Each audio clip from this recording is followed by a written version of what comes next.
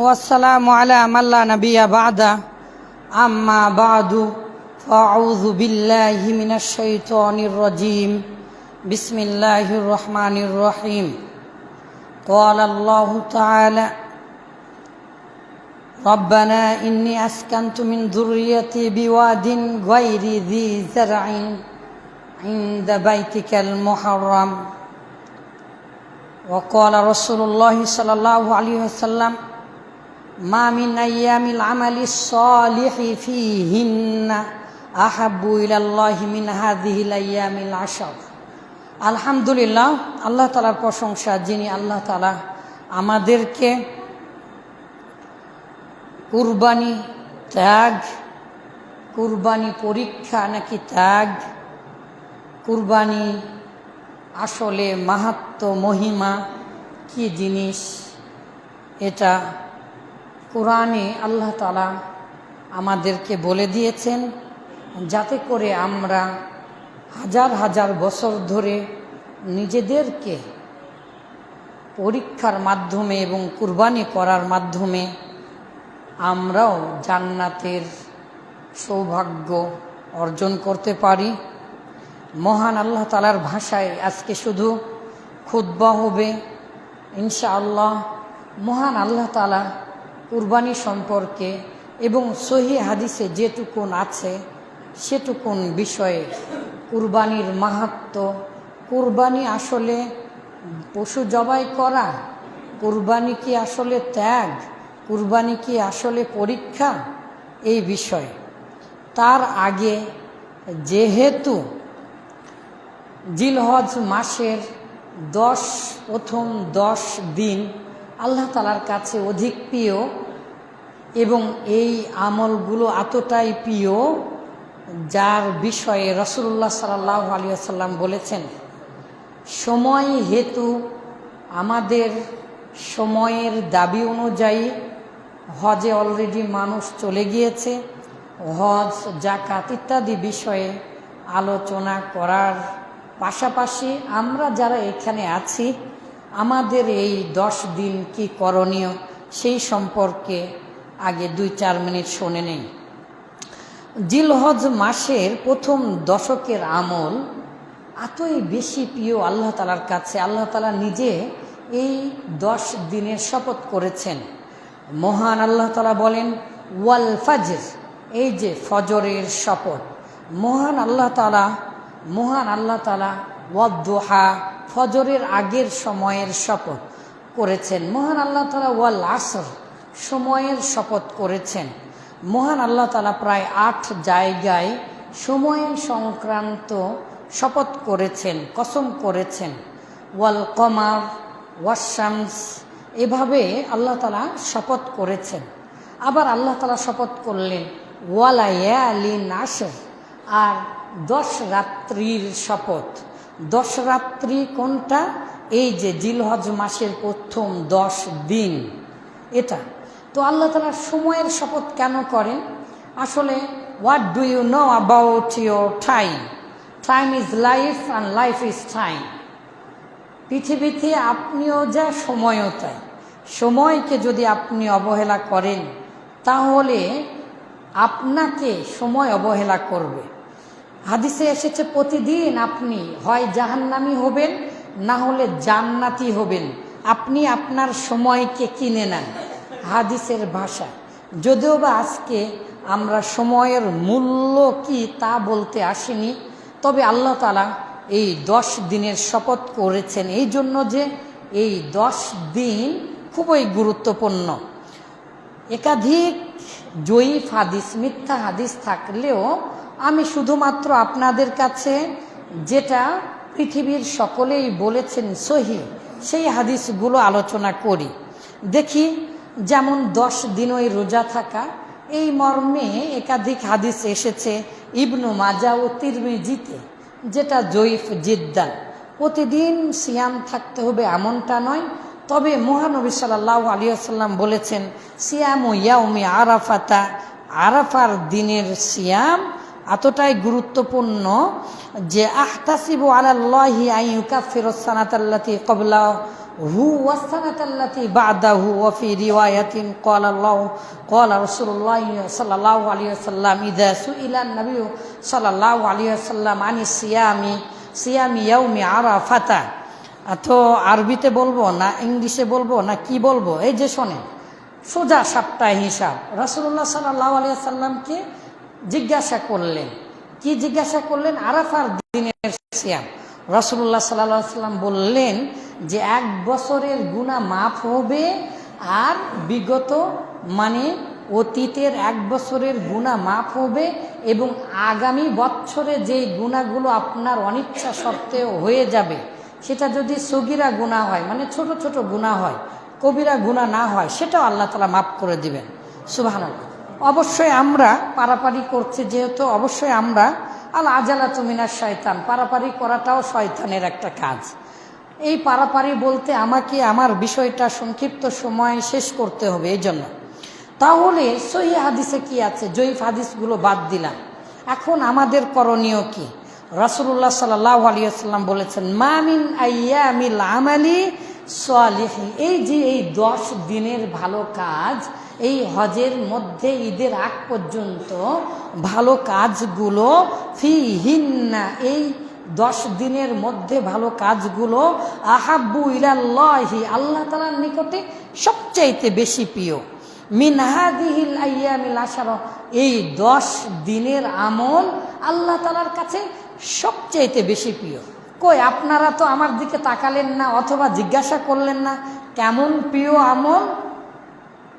কিন্তু রাসূলুল্লাহ সাল্লাল্লাহু আলাইহি ওয়াসাল্লামের সাহাবীরা বললেন, ইয়া রাসূলুল্লাহ, আন ইবনে আব্বাস রাদিয়াল্লাহু আনহু ক্বালা রাসূলুল্লাহ সাল্লাল্লাহু আলাইহি ওয়াসাল্লাম, মাল আমালু ফি আইয়ামিন, কি সেই আমল যেই এই যে জিলহজ মাসের প্রথম 10 দিনে আমরা করব, আফযলু মিন হাযিহি, এর চাইতে কি আর উত্তম আমল নাই? আপনি যে বললেন কি সেটা?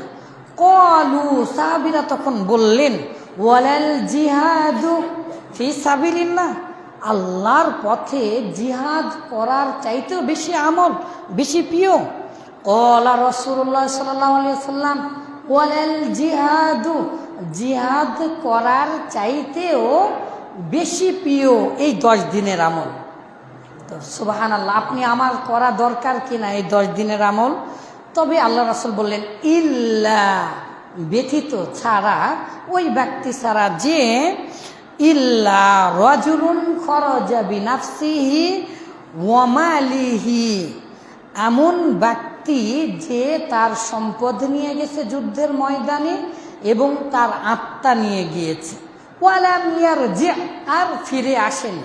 তার মানে যে শহীদ হয়ে গেছে তার মতো আত্মমর্যাদাবান নয়, তবে জিহাদের চাইতেও বেশি গুরুত্বপূর্ণ এই দিনের আমলগুলো। তো এই দিনের আমল কি?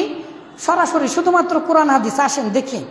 রাসূলুল্লাহ সাল্লাল্লাহু আলাইহি ওয়াসাল্লাম বলেছেন, যারা কুরবানি করবে, ইদা দাখালাল আশরু আরাদা ইযাহিয়া, যখন এই 10 দিন এসে গেল জিলহজ মাসের, তখন তোমরা যারা কুরবানি করার ইচ্ছা করো, তোমরা ফালা ইয়ামাসসা, তোমরা স্পর্শ করবে না, মিন শাআরিহি ওয়া বাশারিহি শাইআন, তখন তোমরা আর তোমাদের চুল কাটবে না, গুপ্তাঙ্গের চুল কাটবে না।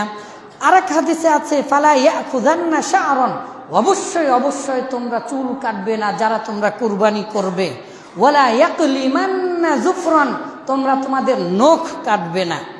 আরেক হাদিসে এসেছে অন্য শব্দে, ফাল ইউমসিক আন শা'রিহি, তোমরা তোমাদের চুলকে আঁকড়িয়ে ধরো, ওয়াজফারিহি, এবং হাতের নখগুলোকে আঁকড়িয়ে ধরো।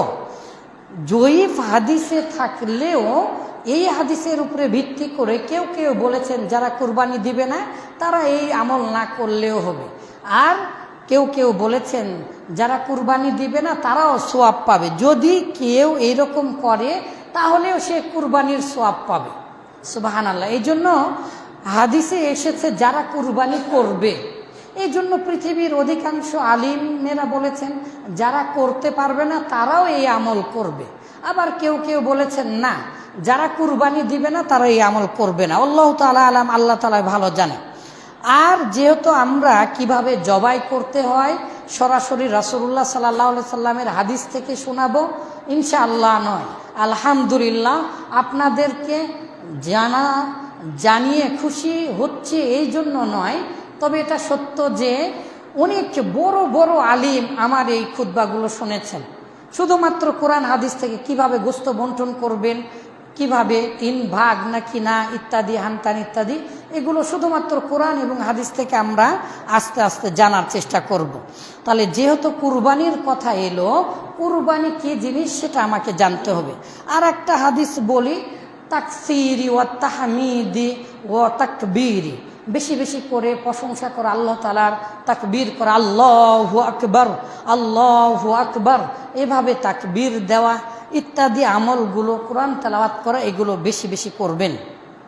তো ইব্রাহিম আলাইহিস সালামের সুন্নাত, মূলত ইব্রাহিম আলাইহিস সালাম কুরবানি দিয়েছে, যদিও বা তার আগে কুরবানি হয়েছে আদম আলাইহিস সালামের 2 পুত্র হাবিল এবং কাবিলের মধ্যে। এখানেও হুজুরেরা ভুল করে, মারাত্মক ভুল, বলে মেয়েকে কেন্দ্র করে খুনাখুনি হয়েছে। এই কথাটা ভুল। পৃথিবীর সকল হুজুরও যদি বলে তাও ভুল। আর হুজুর শব্দটাকে তো আমি ঘৃণা করি। হুজুর মানে কি পেট পালা না, পৃথিবীর কোনো আলিম এই কথা বলেননি, কোরআন হাদিসে কোথাও লেখা নাই। পরোক্ষ কারণ হতে পারে, প্রত্যক্ষ কারণ মূলত সেটা নয়। কুরবানি কবুল হওয়া নিয়ে ঝগড়া হয়েছে।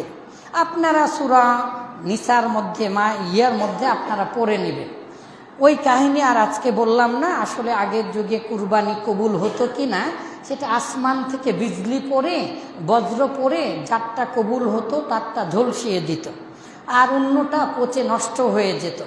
যখন এইরকম ঘটনা ঘটলো, এক ভাই আর এক ভাইকে হত্যা করলো হিংসায়। 3টা বিষয়ে মানুষ পৃথিবীর মধ্যে সবচেয়ে বেশি হিংসা করবে, এবং এই 3টা কারণে মানুষ শুধু হিংসায় না, হিংসার বশবর্তী হয়ে হত্যা করে তার কলিজা পর্যন্ত চেবিয়ে খাবে।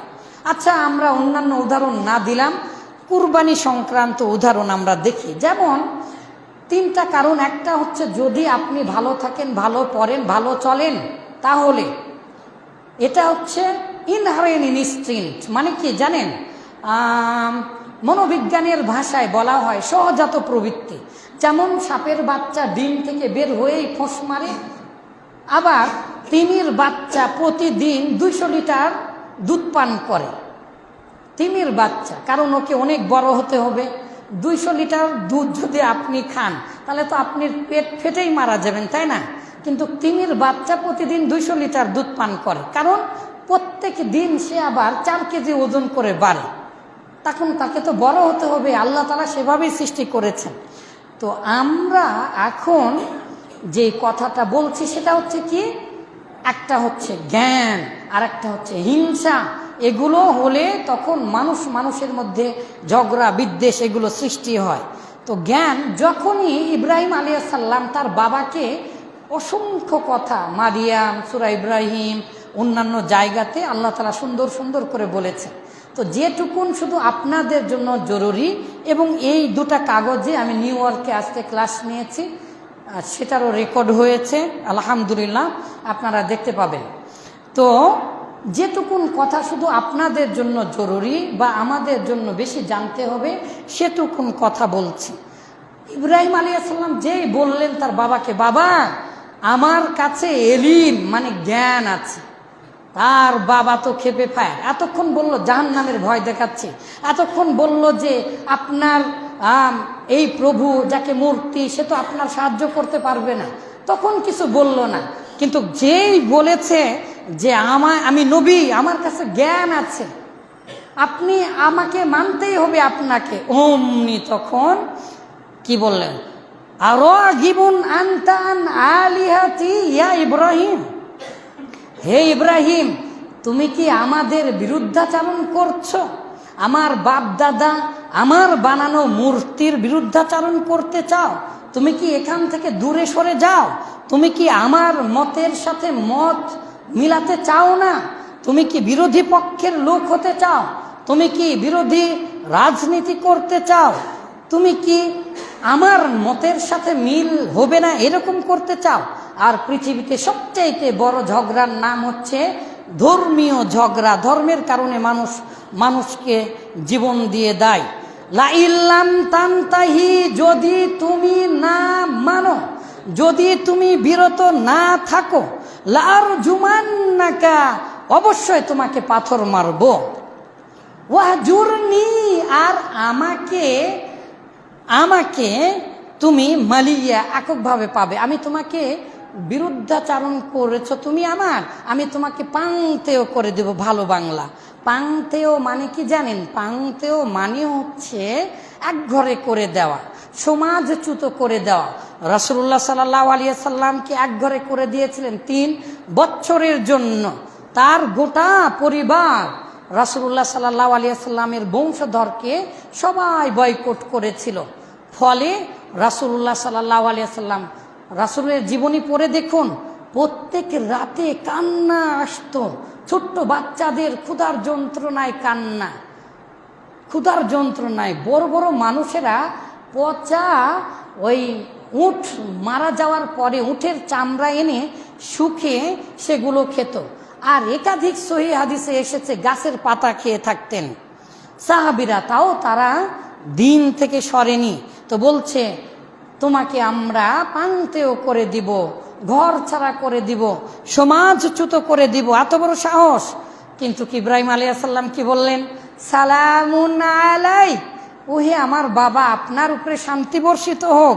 সাআস্তাগফিরু লাকা রাব্বি, আমি আপনার জন্য আল্লাহর কাছে দোয়া করব, কারণ ইন্নাহু কানা বি হাফিয়া, তিনি আমাকে আরো অধিক বেশি ভালোবাসেন। সুবহানাল্লাহ। আপনার চাইতেও আমাকে অনেক বেশি ভালোবাসেন আমার আল্লাহ, এই জন্য আমি আল্লাহর কাছে আপনার জন্য দোয়া করব। কোনোভাবেই যখন পারল না, তখন সকলে মিলে, ততক্ষণে নমরুদ বাদশাহ, পৃথিবীর সেই সময়ের শ্রেষ্ঠ বাদশাহ, সে তখন একত্রিত হলো। হয়ে তারা বলল, হাররিকুহু ওয়ানসুরু আলিহাতাকুম, হাররিকুহু, এই যে তোমরা ইব্রাহিমকে আগুনে পুড়িয়ে ফেলো, আগুনে পুড়িয়ে মারো। ওয়ানসুরু আলিহাতাকুম, আর তোমাদের ধর্মমত, তোমাদের হিংসা বিদ্বেষ, তোমাদের ধর্মমত, তোমাদের প্রভুদেরকে বাঁচাও, তোমাদের প্রভুদেরকে বাঁচাও। ইন কুনতুম ফাইলিন, সত্যই যদি তোমরা বাপের বেটা হয়ে থাকো। ফাকযাফুহু ফিন্নার, আল্লাহ তাআলা বলেছেন যখন ইব্রাহিমকে আগুনে নিক্ষেপ করা হচ্ছে, ঠিক সেই সময় জিবরাইল আলাইহিস সালাম এসে বলছেন, হে ইব্রাহিম, আপনি বলুন কি চান, এটা ওটা, আগুন দিয়ে এদেরকে পুড়িয়ে ফেলি, হানতান ইত্যাদি। কিন্তু ইব্রাহিম আলাইহিস সালাম জিবরাইল আলাইহিস সালামের সাথে কিছু না বলে ইব্রাহিম আলাইহিস সালাম তার মাথাটা উপর দিকে তাকালেন, ইলা সামা, আসমানের দিকে আলোক করলেন, এভাবে উঁচু করলেন এবং আল্লাহকে বললেন, আল্লাহুম্মা, ও আল্লাহ, আনতাল ওয়াহিদু ফিস সামা, ও সমস্ত আসমানে আপনি একজনই আছেন। ওয়া আনাল ওয়াহিদু ফিল আরদ, আর এই সমস্ত জমিনে আমি একজন একাই মুসলিম। লাইসা ফিল আরদি আহাদুন ইয়াবুদুকা গায়রি, আমি ছাড়া আপনার ইবাদত করার আর কেউ নেই। আমাকে মেরে ফেলবেন না আগুনে পুড়ে ফেলবেন না কি করবেন সেটা আপনার বিষয়। আল্লাহ, আল্লাহকে, আল্লাহর দিকে তাকিয়ে বললেন, হাসবি আল্লাহ, আল্লাহ আপনি তো আমার জন্য যথেষ্ট। সুবহানাল্লাহ। আগুনে ফেলে দিচ্ছে, নিক্ষেপ করছে, সাহায্য চাইবে না, না, আল্লাহ তাআলাকে বললেন, আল্লাহ আপনি তো আমার জন্য যথেষ্ট। ওয়া নি'মাল ওয়াকিল, আর আপনি না আমার অভিভাবক। এই কথা শোনার সাথে সাথে আল্লাহ বললেন, কুল না, আমি বললাম, ইয়া নারু, হে আগুন, কুনি, হয়ে যাও, বারদান, ঠান্ডা, ওয়া সালামান, এবং নিরাপদ, আলা ইব্রাহিম, ইব্রাহিমের জন্য। আগুনের মধ্যে ইব্রাহিম পড়ে গেল, আগুন, জ্বলন্ত আগুন, ফুলের বাগান হয়ে গেল। অনেক তাফসীর কারকেরা বলেছেন সেখানে আঙ্গুর খাচ্ছিল বসে বসে। ইব্রাহিম আলাইহিস সালাম এত পরীক্ষা দিয়েছেন জীবনে, এই পরীক্ষার নাম হচ্ছে ত্যাগ, কুরবানি, যেগুলো আমরা আস্তে আস্তে আসব। ইব্রাহিম আলাইহিস সালাম যেই পরীক্ষাগুলো দিয়েছেন, একই পরীক্ষা দিয়েছেন। সমস্ত কুরাইশেরা সকলেই বের করে দিল। পালিত পুত্র যায়েদ ইবনে হারিসাকে নিয়ে তায়েফে গেলেন, কারণ তায়েফে ছোটবেলায় 6 বছর দুধ পান করেছেন রাসূলুল্লাহ সাল্লাল্লাহু আলাইহি সাল্লাম। তায়েফে যে বড় বড় 3 নেতাকে আহ্বান করলেন ইসলামের, কেউ শুনল না। আর তাইফের প্রায় 2500 মানুষ ছোট ছোট বাচ্চাদেরকে লেলিয়ে দিল, আর 3 থেকে 2.5 কিলোমিটার রাস্তা এভাবে পাথর মারছিল। রাসূলুল্লাহ সাল্লাল্লাহু আলাইহি সাল্লাম, বুখারীর হাদিসে এসেছে, আল্লাহ রাসূল সাল্লাল্লাহু আলাইহি সাল্লাম বলেছেন, আমার জীবনে এত কষ্ট আমি আর কোনোদিন পাইনি। কেমন কষ্ট? রাসূলুল্লাহ সাল্লাল্লাহু আলাইহি সাল্লামের বয়স তখন 50 বছর। রাসূলুল্লাহ সাল্লাল্লাহু আলাইহি সাল্লামকে যখন পাথর মারছিল, তখন যায়েদ ইবনে হারিসা বুক পাতিয়ে দিচ্ছিলেন, পিঠ পাতিয়ে দিচ্ছিলেন, রাসূলকে তোমরা মারো না, লা তারিফুন, তোমরা চিনো না কে সে, তোমরা তাকে মারছো। পাথর মারছিল। রাসূলুল্লাহ সাল্লাল্লাহু আলাইহি সাল্লাম পড়ে যাচ্ছিলেন, আবার তাকে তুলে আবার পাথর মারছিল। এভাবে রাসূলুল্লাহ সাল্লাল্লাহু আলাইহি সাল্লাম, সহিহ হাদিসে বর্ণিত হয়েছে, রাসূলুল্লাহ সাল্লাল্লাহু আলাইহি সাল্লামের জামা রক্তে ভেজে সেটা আবার জমাট লেগে গিয়েছিল শরীরের সাথে। আর আরেকটা কথা সহিহ হাদিসে এসেছে যে রাসূলুল্লাহ সাল্লাল্লাহু আলাইহি সাল্লামের রক্ত পড়ে পাদুকা জুতা জমাট বেঁধে গিয়েছিল। 2.5 কিলোমিটার রাস্তা এভাবে মেরেছে। রাসূলুল্লাহ সাল্লাল্লাহু আলাইহি সাল্লাম পড়ে যেতেন, আবার ধরে ধরে তুলে দিয়ে আবার পাথর মারত। রাসূলুল্লাহ সাল্লাল্লাহু আলাইহি সাল্লামের এমন কষ্ট দেখে একটা আঙ্গুর বাগানে, সেই জায়গায় আমি অলরেডি যে ভিডিও করেছি, ওই বাগানে বসেছিলেন আর হাত ধুচ্ছিলেন। এমন সময় সমস্ত গোটাটা তায়েফ বড় বড় পাহাড় আছে, সমস্ত পাহাড়ের ফেরেশতাদেরকে আল্লাহ পাঠিয়ে দিলেন এবং বললেন যে, হে মুহাম্মদ, আপনি শুধু আদেশ করুন, এই পাহাড়গুলো দিয়ে এদেরকে ধসিয়ে দে, বালু বালু বালু করে দে। মুহাম্মাদুর রাসূলুল্লাহ রক্ত মুছছিলেন, নিজের ক্ষত চিকিৎসা করছিলেন, একজনও কেউ ইসলাম ধর্ম গ্রহণ করেনি। তারপরে বললেন, হে আল্লাহ, আপনি তাদেরকে হেদায়েত দান করুন, হে আল্লাহ, তাদের বংশধরদেরকে আপনি হেদায়েত দান করুন। আলহামদুলিল্লাহ, রাসূলুল্লাহ সাল্লাল্লাহু আলাইহি সাল্লামের দোয়া কবুল হয়েছিল। তাদের ছেলে মেয়েরা এবং তারা করেছিল, ইসলাম ধর্ম গ্রহণ করেছিল। সম্মানিত দিনী ভাই, রাসূলুল্লাহ সাল্লাল্লাহু আলাইহি সাল্লামের এই ত্যাগ, এটার নাম হচ্ছে কুরবানি। ত্যাগ, আত্মা থেকে কোনো কিছু দেওয়া, ত্যাগ করা, তার নাম হচ্ছে কুরবানি। করবা ইউকাররিবু মানে হচ্ছে আল্লাহ তাআলার নিকটবর্তী হওয়া। কিভাবে আল্লাহ তাআলার নিকটবর্তী হওয়া যাবে, আল্লাহর কাছে যাওয়া যাবে কিভাবে? যখন যে কোনো জিনিস আপনি অন্তর থেকে যখন আপনি ত্যাগ করবেন, তার নাম কুরবানি। কুরবানি কিভাবে এলো? মহানবী সাল্লাল্লাহু আলাইহি সাল্লাম বলেছেন, সুন্নাতু ইব্রাহিম, এই কুরবানিটা হচ্ছে ইব্রাহিমের সুন্নাত। আগে আমরা হাদিসের ভাষায় শুনে আছি, বুখারীর রিওয়ায়াতে বর্ণিত হয়েছে, ফাকালাত ইয়া ইব্রাহিম আইনা তাযহাব, ইব্রাহিম আলাইহিস সালাম 90 বছরে একটা সন্তান পেলেন, ইসমাইল আলাইহিস সালাম। দুধের সন্তানকে তিনি হিজরত করে এই বর্তমান যেই মক্কা নগরী বাইতুল্লাহ, আল্লাহর ঘরের পাশে রেখে গেলেন। তখন এরকম আল্লাহর ঘর ছিল না, উঁচু ঢিবি ছিল, ফেরেশতারা আগেই বানিয়েছিলেন। আদম আলাইহিস সালাম বানিয়েছিলেন আল্লাহর ঘর একদম সরাসরি, এই জন্য উম্মুল কোরা বলা হয়। সেই জায়গায় রেখে চলে যাচ্ছিলেন। তখন আমাদের মা হযরত হাজেরা, তিনি তার ছোট্ট শিশু, 1 বছরের শিশু সন্তান বা 8-9 মাসের শিশু সন্তান দুধ পান করে, তাকে কোলে নিয়ে ইব্রাহিমের পিছনে পিছনে দৌড়াচ্ছিল আর বলছিল, আইনা তাযহাব ইয়া যাওজাতি ইয়া যাওজি, ওই আমার স্বামী, তুমি কোথায় যাচ্ছ? ওয়াতাতরুকুনা বিহাযাল ওয়াদিল্লাযী, ওয়াতাতরুকুনা, আপনি কি আমাদেরকে ছেড়ে যাচ্ছেন? বিহাযাল ওয়াদি, এই যে এই উপত্যকায় ছেড়ে যাচ্ছেন, কোথায় যাচ্ছেন স্বামী? আপনি আমাদেরকে ছেড়ে আপনি কোথায় যাচ্ছেন? আল্লাযী লাইসা ফীহি ইনসুন, যেখানে একটা মানুষ নেই, ওয়ালা শাইউন, একটা কিছুই নেই। আর এক হাদিসে এসেছে ওয়ালা শাজারাতুন, একটা গাছও নেই। আর এক হাদিসে এসেছে ওয়ালা তায়রাতুন, একটা পাখিও নেই। আর আল্লাহ তাআলা নিজে বলেছেন ইব্রাহিমের ভাষায়, গায়রি যি যারইন, যেখানে একটা শস্য দানা নেই, একটা ঘাস নেই, সেই জায়গাতে ফেলে রেখে ইব্রাহিম আলাইহিস সালাম চলে যাচ্ছিলেন। ক্বালাত হাজরা বললেন, ইদান ক্বালাত হাজরা বললেন, লাহু যালিকা মিরারান, বারবার বলছিল আর পিছনে পিছনে দৌড়াচ্ছিল, ও স্বামী আমাদেরকে রেখে যেও না, জায়গায় রেখে যাচ্ছ যেখানে ঘাস নেই, পানি নেই, কোনো মানুষ নেই, পাখি নেই, গাছ নেই।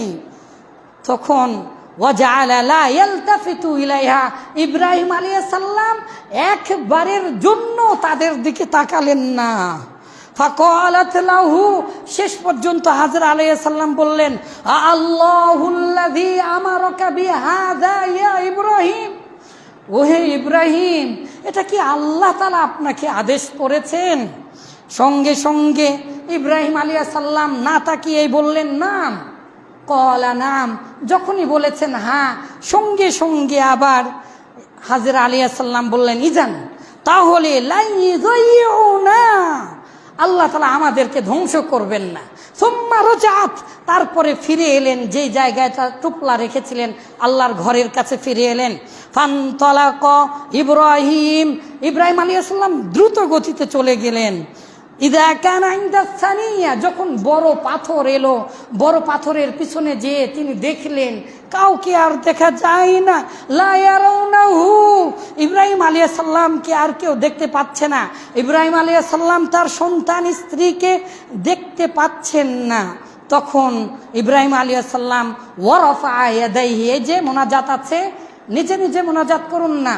ইব্রাহিম আলাইহিস সালাম আসমানের দিকে দুখানা হাত উঠিয়ে বললেন, রব্বানা, এটা আবার আল্লাহ তাআলা বলেছেন ইব্রাহিমের কথা নকল করে কোরআনে, রব্বানা, ওহে আমার আল্লাহ, ইন্নী আসকানতু মিন যুররিয়াতি, আমার কলিজার টুকরা সন্তানকে আমি এখানে রেখে গেলাম, বিওয়াদিন গায়রি যি যারইন, এমন এক উপত্যকায়, এমন এক ধুধুপান্তরে রেখে যাচ্ছি যেখানে একটা শস্য দানাও নাই, ইনদা বাইতিকাল মুহাররম, আপনার সম্মানিত ঘরের পাশে রেখে গেলাম। তারপরেই তো দোয়া করতে পারলেন, আপনি খাওয়ান, আপনি পরান না। ইব্রাহিম আলাইহিস সালাম বললেন, রব্বানা, ও আমার আল্লাহ, লিউকিমুস সালাওয়াত, আপনি এদের মাধ্যমে সালাত প্রতিষ্ঠা করুন।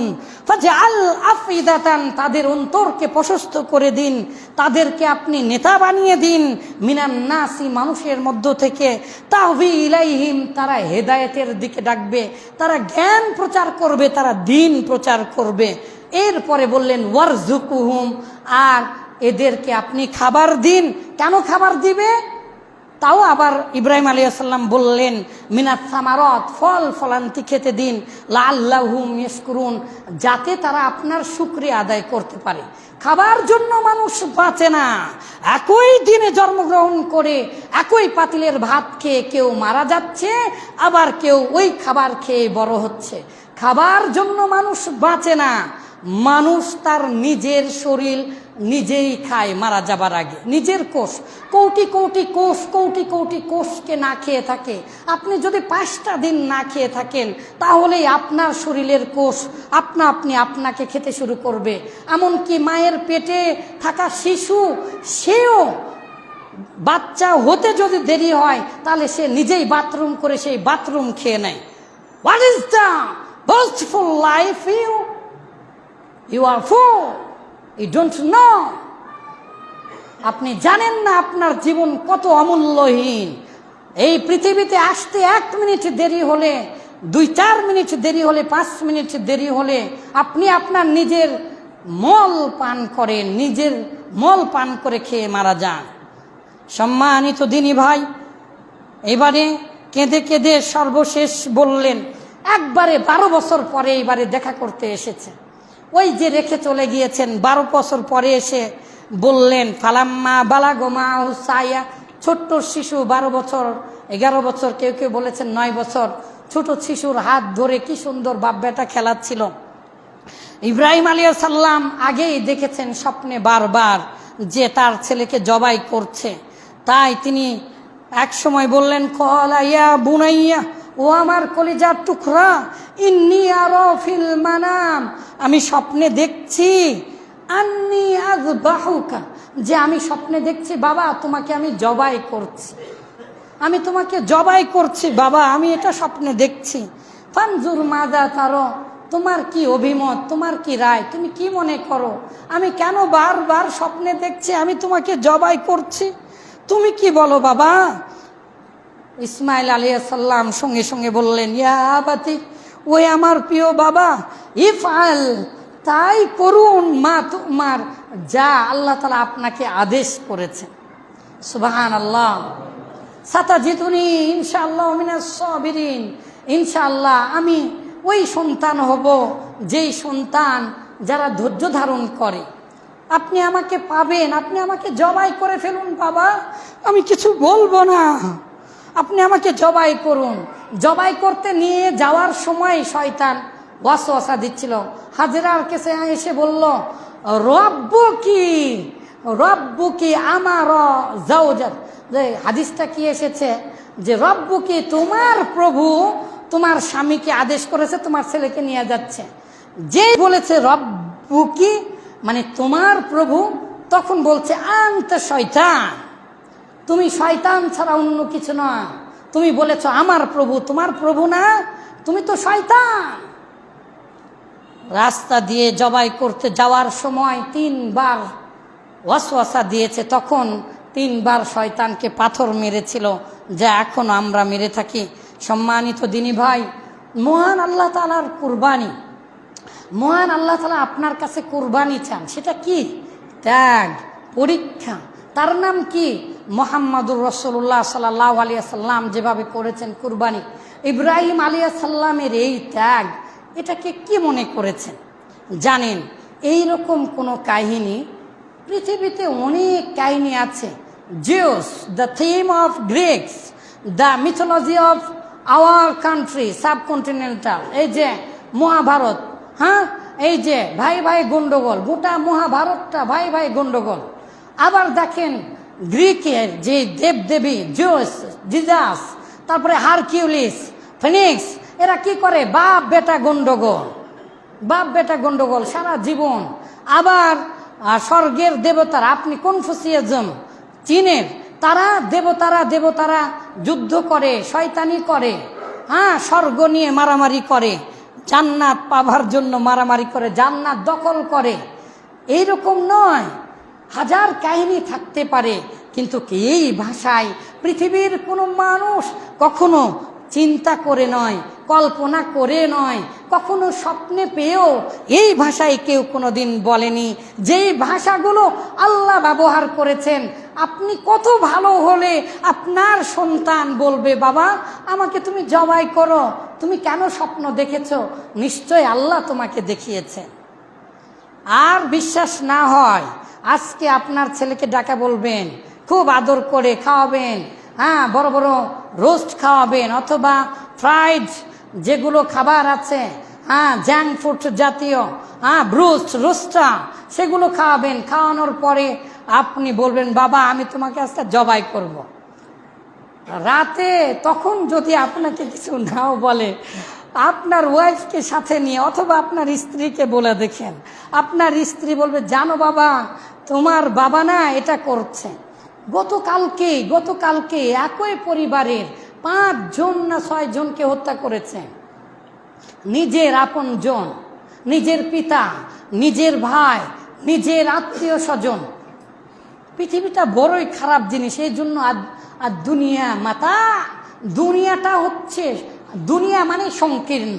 মানে কতটা সংকীর্ণ জানেন? 4000 কোটি বছর যদি হয়ে থাকে, তো আপনি কতটুকুন বাঁচি? দুনিয়াটা কত ছোট। আমরা আমাদের জীবনে কতটুকুন জায়গায় গিয়েছি। যখন আত্রায় যখন পার হলাম, বলছে জীবনেও কোনো দিন যায়নি। গত সপ্তাহে সাহস নিয়ে গিয়েছিলাম প্রবন্ধ লেখে, হিন্দু বিশ্বগুরু রবীন্দ্রনাথ ঠাকুর কিভাবে আমাদের মা বোনদেরকে নির্যাতন করেছে। কিন্তু হাজার হাজার পুলিশ দেখা আর বড় বড় ম্যাজিস্ট্রেট দেখা ওই প্রবন্ধ যে পাঠ করব, বলবে ওখানে প্রত্যেকটা কথায় লেখা আছে, হ্যাঁ, তার বই আমরা পড়ি, ওই দেখা যায় তাল গাছ, এক পা দাঁড়িয়ে সেই তাল গাছগুলো এখনো আছে, নাগর নদী এখনো আছে। সেই জায়গায় বসে আমাদের ওই বাপদাদার জমিগুলো তারা চুষে চুষে খেয়েছে। ট্যাক্সের অভাবে মির্জা ফখরুল এসে বলল কৃষি ব্যাংক তৈরি করে দিয়েছে। না, আমাদের জমির আমাদের রক্ত চোষা নিয়ে গিয়েছে। যে কলকাতায় তারা বাড়ি বানিয়েছে, পতিতালয় দিয়েছিল কলকাতায়, এক সিদ্ধা ঘর ছিল পতিতালয়ের। আমাদের টাকা নিয়ে যে 12 বছর বিয়ে না করে এই জায়গায়, আমাদের এই জায়গায় আর হচ্ছে সিরাজগঞ্জ আর আমাদের এই জায়গাতে আর বিশেষ করে সবচাইতে বেশি কাটিয়েছে কুষ্টিয়া, আর আমাদের এই নওগাঁর এখানে কেটেছে বজ্র নৌকাতে, সারা রাত্রি ধরে নারীদেরকে নিয়ে যেত। I can challenge, I want to throw my challenge away all over the world. Anybody, any literature of this Bangla literature, can you accept this challenge? This is documentary. আর বিয়ে করে বই পছন্দ হয়নি, বউকে ছেড়ে এখানে 12 বছর এসেছিল। বড় ভাবির সাথে সম্পর্ক ছিল, বড় ভাবি আত্মহত্যা করেছে বিষ খেয়ে। কাদম্বিনী সে নিজে লিখে গেছে বই। তপু গল্পটা পড়েছেন হৈমন্তী, ওই হৈমন্তী সে নিজে, তপু সে নিজে, রবীন্দ্রনাথ ঠাকুর নিজে। তপু কত বড় হতভাগা, কত বড় একটা বাবার সামনে কথাও বলতে পারে না, তাদেরকে আমরা আদর্শ মানি। যে রবীন্দ্রনাথ ঠাকুর সারাটা জীবন মুসলিমদেরকে অত্যাচার শুধু করেনি, চুষিয়েছে, ঘৃণা করেছে, শেষ, জবন, নাপাক, অপবিত্র বলে গালি দিয়েছে। সর্বশেষ জীবনের শেষের কবিতা যে উপন্যাসটা লিখেছে, সেই শেষের কবিতার শেষের কবিতা আছে একটা, শেষের উপন্যাস শেষের কবিতা নাম দিয়েছে, একদম শেষের কবিতা আছে, সেখানে পর্যন্ত হিন্দুদের প্রতি হিংসা বিদ্বেষ ছাড়িয়েছে। আপনি সেই রবীন্দ্রনাথের জন্য জীবন দিচ্ছেন, কিন্তু কে ইসলামের এই সাহিত্য, এই মর্যাদা, এই জিনিসগুলো আপনি দেখেননি, ভাবেননি। আপনি কি কুরবানির জন্য প্রস্তুত? কুরবানি করুন। কেন? মুহাম্মদুর রাসূলুল্লাহ সাল্লাল্লাহু আলাইহি ওয়াসাল্লাম বলেছেন, এই যে আমাদেরকে ঈদটা দিল, এটা মূলত জালতু ঈদান, আমাকে আদেশ করলেন আল্লাহ তাআলা, এটাকে আমি যেন আনন্দের দিন বানাই, লিউযহিয়া, জবাই করার জন্য, লিউযহিয়া, জবাই করার জন্য, জবাই করার চেষ্টা করি। আর কেউ যদি কুরবানি না দিতে পারি, তাহলে ওটাই তার জন্য আরেক কুরবানি, ত্যাগ।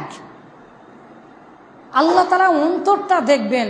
লা ইয়ানালাল্লাহু লুহুমুহা ওয়ালা দিমাউহা, আল্লাহ তাআলার কাছে গোশতও পৌঁছে না, আল্লাহ তাআলার কাছে রক্তও পৌঁছে না। ওয়ালাকিন ইয়ানালুহুত তাকওয়া, আল্লাহ তাআলা শুধু তোমাদের অন্তরটা দেখবেন। আসুন আমরা মহানবী সাল্লাল্লাহু আলাইহি ওয়াসাল্লাম এবং ইব্রাহিম আলাইহিস সালামের জীবনী থেকে কুরবানি করা শিখি। ইব্রাহিম আলাইহিস সালাম অগ্নিতে পড়ার আগে কি বললেন? তার নিজের সন্তানকে রেখে যাবার সময় তার স্ত্রীর দিকে একবারও ফিরে তাকালেন না, শুধুমাত্র আল্লাহর আদেশ, এবং নিজের সন্তানকে জবাই করতে নিয়ে গেলেন। আহা সম্মানিত দিনী ভাই, এই কাহিনীটাকে এমনভাবে বানিয়েছে, দেখেন আমার দিকে একবার তাকান, শেষ করে দিচ্ছে। যে বলে যে হাত বেঁধে দিয়েছে, তো ইসমাইল আলাইহিস সালামকে গরু হাত বেঁধে দিবে? আবার ইসমাইল আলাইহিস সালামকে যখন জবাই করতে যাচ্ছিল, গলা কাটছিল না, তখন বলছে, বাবা তুমি মনে হয় আমাকে খুব ভালোবাসো, তাই আমার চোখ বেঁধে দাও, তোমার চোখটা বেঁধে নাও বাবা। এই যে এই মিথ্যা অতিরঞ্জন কাহিনী, যেগুলো বললে মানুষ কাঁদাকাটি করে, সেগুলো কাহিনী সমাজে প্রচলিত আছে। আর আল্লাহ কি সুন্দর বললেন, কত স্বচ্ছ নিয়ম, কি পরিষ্কার মিল বন্ধন পিতা পুত্রের, সেগুলো না বলে আগ্রহ বাবাকে জল্লাদ না কি বলে, গরু কাটে, সুপার বানায় আর কষাই বানায়, আর ছেলেটাকে গরু বানিয়ে ফেলে। আমরা গরু মার্কা হুজুর নয়, যেগুলো বললাম লেখাপড়া করে এসেছি, না হলে ওই একই বিষয়ের খুতবা 20 থেকে 25টা আছে, আমি গত সপ্তাহেও নিয়ে আসছিলাম। আমার বাগে এখন আছে কিনা জানি না, কিন্তু তারপরে আবার দেখেন আজকেই লিখে এনেছি। লেখাপড়া করুন, এটার নাম হচ্ছে ইলম। আর যদি আপনি লেখাপড়া করেন আপনার ঈমান শক্তিশালী হবে, আপনার জান্নাতে যাওয়া শক্তি হবে। হে দয়াময় আল্লাহ, আজকের জ্ঞান থেকে আপনি আমাদেরকে ত্যাগ তিতিক্ষা করার তৌফিক দান করুন এবং আমাদেরকে কুরবানি হবার তৌফিক দান করুন, করার তৌফিক দান করুন। নিজেদেরকে কুরবানি হবার তৌফিক দান করো তো জান্নাতুল ফিরদাউস আমাদের জন্য ওয়াজিব করে নিন। আমাদের নেক আমলগুলো আমাদের পিতা, আমাদের মাতা, আমাদের আপনজনদের কবরে পাঠিয়ে দিন। স্টপ দিস আল্লাহ। সমস্ত বিশ্ববাসীর মুসলিমদেরকে আপনি সাহায্য করুন। বারাকাল্লাহু লাকা ওয়া বারাকা আলাইকা ওয়া জামা বাইনাকুম।